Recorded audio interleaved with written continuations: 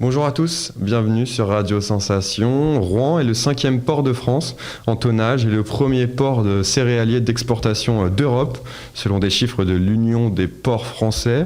Pour en parler aujourd'hui, je reçois Patrick Bertrand. Bonjour. Bonjour. Alors vous êtes ingénieur et historien et co-auteur du livre Rouen, un port, 10 siècles d'évolution, paru en novembre 2020 aux éditions OREP. Un ouvrage que vous avez écrit avec François Vander, un hydrographe, Paul Scherer, directeur général adjoint du Grand Port, et Serge Bourg, responsable de l'image au service communication.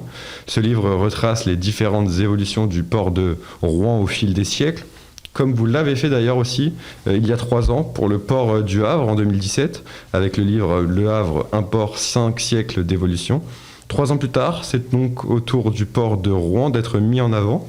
Comment est né ce projet de faire l'histoire du port de Rouen? Alors là, ici, ce projet est né de l'idée de Serge Bourg qui voulait marquer le territoire de chacun des 3 ports dans la vision d'une fusion qui devait se faire dans les années suivantes et qui maintenant sera effective à partir du 1er juin 2021. Et donc, on voulait faire quelque chose qui puisse, pour tous les amoureux portuaires, présenter les mêmes évolutions et de la même façon les évolutions des 3 ports, de façon à avoir une vue globale de ces 3 ports à travers une mise en page commune, à travers un principe de cartographie identique pour qu'on puisse plus facilement se l'approprier, quoi. Alors sur quelle source est-ce que vous êtes appuyé en tant qu'historien pour travailler et écrire cet ouvrage? Alors là, d'abord, pour Le Havre, on s'est adressé et on a eu la possibilité d'utiliser les archives du Grand Port Maritime du Havre. Pour Rouen, ça a été aussi la même chose. Là, c'est François Vander qui a été un petit peu la cheville ouvrière, puisque c'était son établissement, donc il avait plus facilement accès aux sources. Et puis pour le port de Paris, ça sera exactement la même chose. Donc on s'est appuyé le plus possible sur les archives des ports, avec aussi, malgré tout, en plus, différentes thèses qui ont été écrites sur les ports qui ont permis donc de bâtir quelque chose et d'écrire quelque chose qui a de la tenue, quoi. Les sources en elles-mêmes, quelles sont-elles? Ce sont des documents cartographiques, iconographiques, rédactionnels? Il y a de tout. Là, ici, il y a de tout. On s'est servi des plans qui existent dans les services techniques pour les plus récents.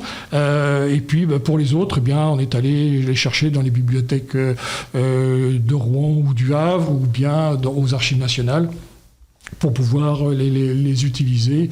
Et toute la difficulté a été justement pour ces plans de pouvoir les remettre à l'échelle, si je puis dire, pour qu'ils aient une valeur, dans la mesure où à cette époque-là le laser n'existait pas, et donc il a fallu les réorienter, parce que quelquefois le nord n'était pas toujours au bon endroit, et donc il y a eu un très gros travail de cartographie pour pouvoir synthétiser un petit peu toutes ces données brutes d'images et de plans anciens, pour faire une cartographie moderne et la plus juste possible, quoi. Ce livre, ça vous a demandé un temps de travail important. Vous étiez 4 auteurs dessus. Comment est-ce que vous êtes organisé pour ce travail? Vous êtes, j'imagine, en tant qu'historien, concentré un petit peu sur la partie historique, et les autres auteurs, comment ont-ils collaboré sur le sujet? Ici, Serge Bourg, lui, s'est plutôt attaché à tout ce qui était graphisme, mise en page, et puis conception graphique de l'ouvrage. Paul Scherer, lui, s'est plutôt intéressé à tout ce qui concernait la Seine et puis le port du futur. Et puis, avec François Vander, donc on s'est partagé la tâche sur la partie historique de l'ouvrage, quoi. Vous dépoussiérez l'histoire du port sur près de 10 siècles. Jusqu'où avez-vous pu remonter et pourquoi ne pas avoir été plus loin? Pour quelles raisons? On est remonté jusqu'aux sources dont on disposait. Là, pour Rouen, en plus, il y a des hypothèses qui ne sont pas encore toutes levées. Donc, on les met sur la table sans trancher, parce qu'on n'a pas les moyens de dire c'est plus une solution que celle-là. Notamment en ce qui concerne l'emplacement exact des premières cités lacustres, si je puis dire, qui ont été le point de départ du port de Rouen. À quel siècle ? Là aussi, au tout début, largement avant les invasions romaines. Donc, les 10 siècles d'évolution, c'était 2 ou 3 siècles avant Jésus-Christ, quoi.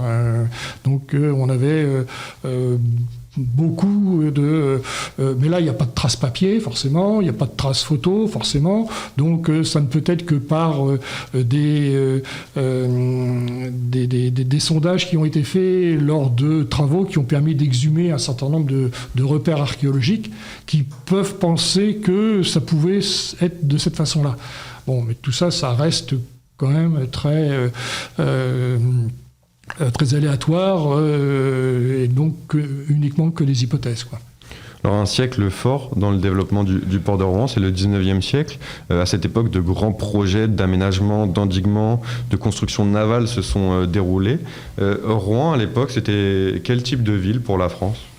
Rouen, au niveau français, c'est une ville comme une autre. Elle n'avait rien de particulier, sauf d'être sur le long d'un fleuve, et puis accessible par des navires qui pouvaient être de fort tonnage. Elle était appuyée aussi avec une industrie assez importante cotonnière, et donc elle avait un poids économique important, mais pas plus qu'une autre ville de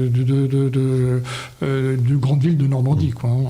En 1896, les chantiers de Normandie ont été fondés, c'est par l'ingénieur naval Jean Laporte à l'époque, et c'est une entreprise qui comptait tout de même 1100 salariés. Le port, c'est un moteur de la ville de Rouen depuis longtemps. Alors, sur le papier, oui, mais dans les faits, non, parce que justement, les travaux d'endiguement de la Seine ne se sont produits qu'à partir de 1843 et 48 quand on est rentré dans le détail.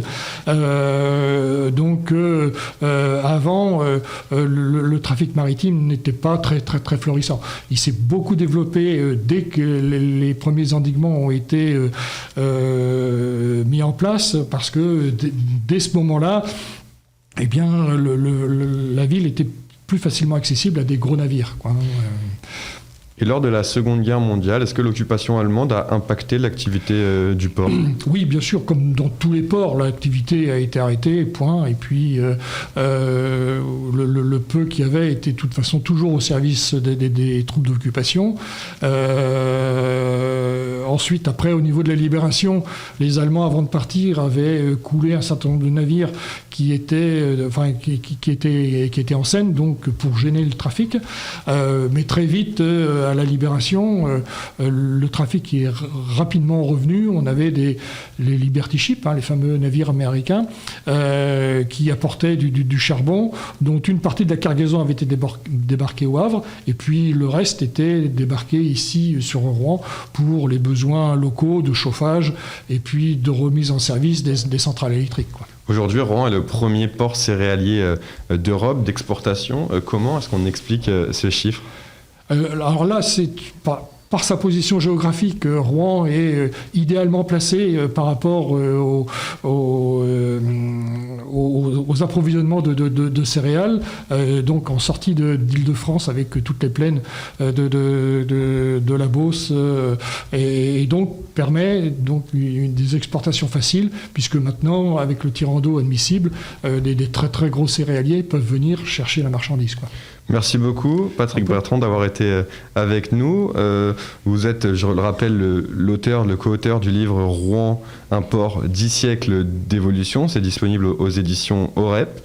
Une trilogie Donc Rouen, avant, il y a 3 ans, c'était Le Havre, et puis bientôt, ce sera Paris. Ça sera Paris, exactement. On espère pouvoir le sortir à la fin de l'année, mais crise sanitaire oblige, c'est pas facile à aller dans les archives. Ça prend du temps. Merci beaucoup, Patrick Bertrand. Vous pouvez retrouver, cette émission en podcast, audio et vidéo sur notre site, ou bien sur notre application Radio Sensation.